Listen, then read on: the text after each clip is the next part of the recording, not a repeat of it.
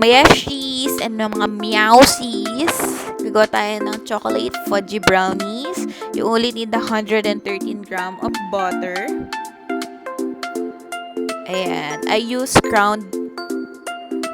golden crown butter. Salted butter yan. Kinat ko lang siya sa gitna. Then yung kalahati, 113 gram. Or 1/2 cup of butter. Okay?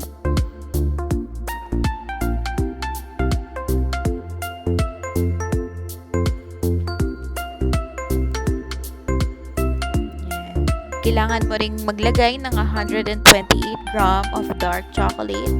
I use Dutch Choco bar. Cut into small pieces para mas madaling matunaw. Gagamitin natin ang bain-marie or double boil. Yung may pot sa ilalim na may konting tubig. Dapat kumukulo yung water. Tapos, i-medium. Yan. Dapat hindi sumasayad yung bowl natin sa tubig. Then, i-mix lang natin hanggang sa matunaw. Medium heat dapat. In another bowl, lagay tayo ng 200 grams white sugar.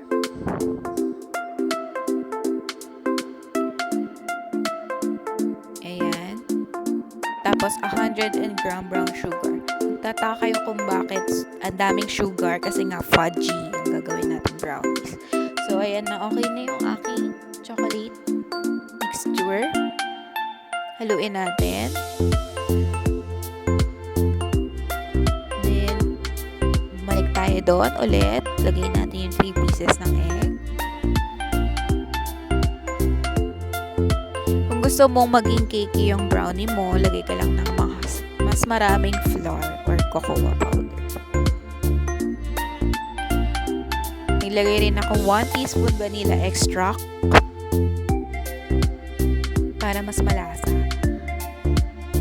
Pero pwede rin kayong gumamit ng coffee para hindi masyadong nakakaumay yung ating brownies.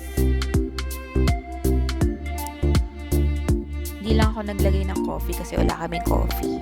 Puro 3-in-1 yung coffee namin. Coffee ko. 3-in-1. Ayan. Ginawa ko na. Pinag-combine ko yung butter mixture or sugar mixture tapos yung chocolate mixture. Haluin lang natin. Halo-halo. Halo-halo. Halo lang ng halo. Pero wag naman masyadong mahalo. Kasi baka ma-overmix. And then, nag-sip ako ng 668 grams ng all-purpose flour.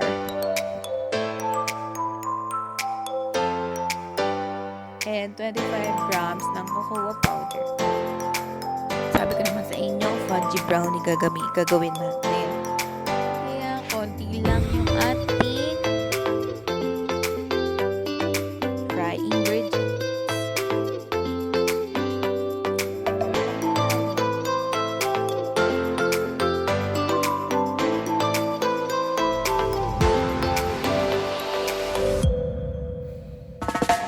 Hindi rin ako naglagay ng baking soda or baking powder kasi nga fudgy yung brownies natin.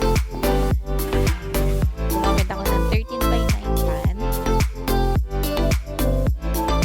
Lagyan ko ng oil. Parami yung oil ko. Ayan. Wala akong parchment paper pero dapat parchment paper ilagay nyo yan para mas madali siya makuha. Hindi siya matikip. Maganda yung foil. Lagyan nyo pa ng oil. Kasi ginamit ko, hindi ko nilagyan ng oil. Kaya medyo nahirapan ako sa pagkuha. Medyo nagka-crack siya. So, ayan. Nilagay ko na yung aking mixture. Spread it evenly.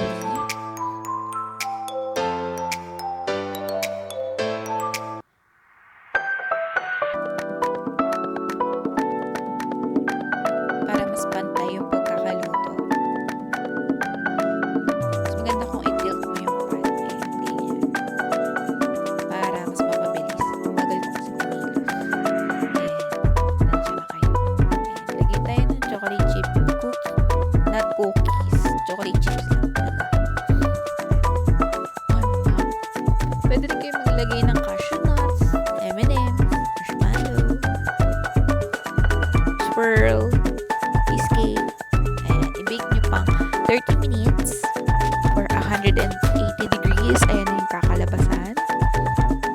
O, diba? So yummy! May mga cracks siya. Yan yung gusto natin eh. Makuha. Yung cracks ng brownies. Yan. Ang bango-bango niyan. Yan, ikakat ko na. So, lagi kayo mag-start sa gitna. Nagkakat kayo, mga beshi. Start lagi sa gitna. Huwag sa gilid. Okay. Lagi sa gitna. Pag square, ikakat nyo. Okay? Mas maganda kung siguro kung yung knife nyo may pouring water or running water sa gilid nyo, tapos doon kayo magkakat. Sa may gilid ng lababo. Ugas cut. Ugas cut. Para hindi siya masyado. Ganyan kasi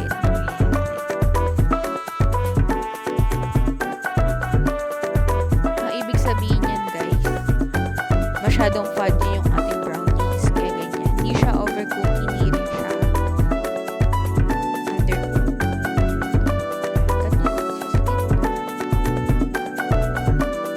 Mas maganda yan kung may